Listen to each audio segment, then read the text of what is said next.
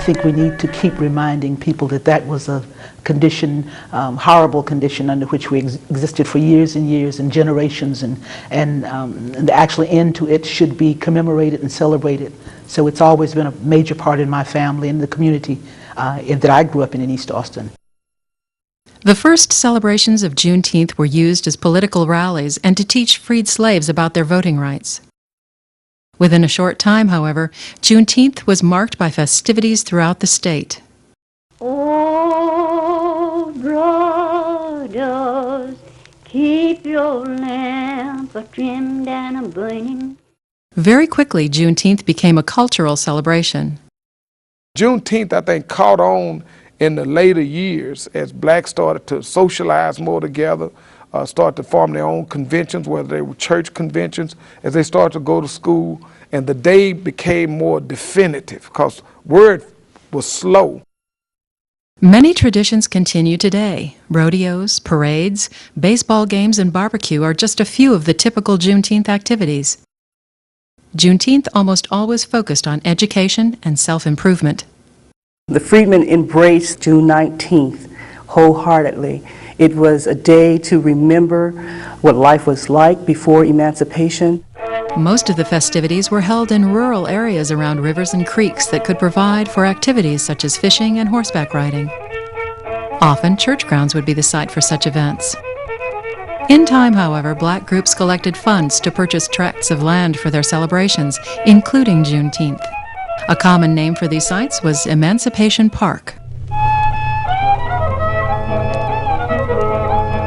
There were different locations around Austin where they would celebrate, and it was like they would come in shifts because everybody didn't get off at the same time. So you see the maids were there, the cooks were there first, the laundresses at the celebration grounds, but the chauffeurs, they couldn't leave until they got off work in the evening. There are accounts of Juneteenth activities being interrupted and halted by white landowners demanding that their laborers return to work. However, in many cases, employers allowed their workers to take the day off, and some even made donations of food and money. For decades, these annual celebrations flourished, growing continuously with each passing year. It was the one annual holiday that African Americans owned, and when they came to celebrate, it was a way of looking at the past, but also trying to understand the present to move to the future. And so it went beyond celebrating by having baseball games and barbecues. There also were long speeches and luminaries from the black community present to remind one of the dark past of slavery and the promises of the present. At one time, 30,000 people gathered at Comanche Crossing in Mejia, Texas for the Juneteenth event. In the towns and cities, parades were held and often a Juneteenth queen would be selected. In Austin, Juneteenth was first celebrated in 1867 under the direction of the Freedmen's Bureau. The Austin parade featured the Goddess of Liberty. In 1888, they rededicated the new Capitol.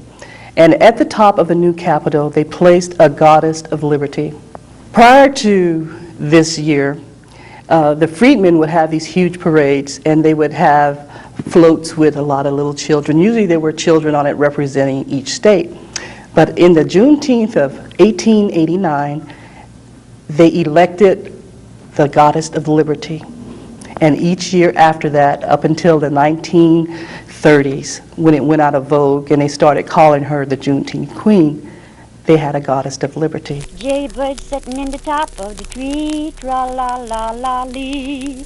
When Juneteenth was celebrated back when we were children, Dad would dig a hole in the ground out in the yard and put wire over that hole that he would dig and put the wood and all that down in the hole, and he'd barbecue. Well, most neighbors did that because they didn't have the barbecue pits. And you could smell it all over the community. Big days of barbecues and all kinds of food, good cakes. I can remember the ladies from our church. It was a big thing. All the different potato salads. I've never had so many different potato salads except on Juneteenth. But yes, I was fortunate enough to celebrate, I can remember slightly, on a site in Austin that's called Old Emancipation Park. The early celebrations always had the participation of the governor of Texas. and the members of the legislature. The governor would allow the organizers of Juneteenth celebrations to shoot the cannons on the Capitol grounds. And they started firing the cannons Juneteenth morning at 4 o'clock to wake up the celebrants, to alert them that it's time to get out of the bed. They were proud of the fact that they were free, and they were proud to teach their children about it as best that they could. I leave it's 1861 when us come to Texas. Miles were pretty good. Treat us just about like you would a good mule. Us had the hoodooism to keep Miles from being mean. Us get the stick and match so many notches on it and slip up to Miles' front steps without him seeing us and put this stick right up under his doorsteps. Every night we'll go back to the stick and drive it down a notch. By the time the last notch in the ground, it make Miles so good to us. That called hoodooism. When I was set free, my master called for me and told me I was gonna be free on the 19th of June. He said I could stay too, and he would give me $5 per month if I stay and help him with the crops. Some paid us and some didn't. I made a musician after I was freed. I made my first fiddle out of a gourd. If I made a musician before I was freed, they could not have bought me for any price. That's right, before June 19th. Unfortunately, with changing social conditions, the popularity of Juneteenth began to decline. The Great Depression of the 1930s forced many people off the farms and into the cities to find work. In these urban environments, employers were less eager to give workers the time off to celebrate the date. Thus, unless June 19th fell on a weekend, there were very few participants available. The people in Luling, Texas celebrated Juneteenth at a big annual picnic. They had what they called the SP picnic.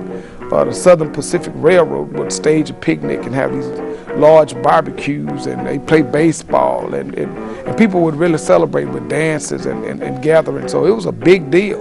The celebration of June 19th spread from Texas to the neighboring states of Louisiana and Arkansas. Celebrations were also held in Alabama, Florida, and California as African American Texans migrated there. It's that collective spirit and the fact that African Americans migrating from Texas into California, into New Jersey, they carry with them their traditions, they carry with them their practices, and so it's a part of historic memory. But as black people migrated west and north to California, to Michigan, to Indiana, and places like that, Juneteenth becomes something that goes with them. California has a big one because there's a large migration of Texans who went from here to California to live, and so they have big celebrations. In 1978, Texas State Representative Al Edwards of Houston envisioned that blacks could have a formal celebration of emancipation from slavery. During his first year as a legislator, he authored the most meaningful piece of legislation for the black community that had ever existed in the history of Texas or any other state. He wrote and lobbied to get passed into law the bill making June 19th a legal state holiday. It would be the first official black state holiday in the U.S. I'd gone over to the Senate and I talked to the lieutenant governor at that time, who was Governor Bill Hobby, and he said he was all right with it. I'd gone to the governor, who at that time was Governor Bill Clemens. His position was, I'm not going to help you get your bill passed, but I'm not going to fight it. If you get it passed, then I'll sign it. At a memorable and historical ceremony on the grounds of the Texas State Capitol in Austin, the bill was signed into law on June 13, 1979. Representative Edwards has since actively sought to spread the observance of Juneteenth all across America. Other states are actually trying to get legislation that would create a holiday, just as we did in Texas, to make it a legal holiday. Buffalo, New York has the second largest Juneteenth celebration in the United States. But that June 19th has nothing to do with New York. They want to use that name just in the general sense of the meaning of freedom.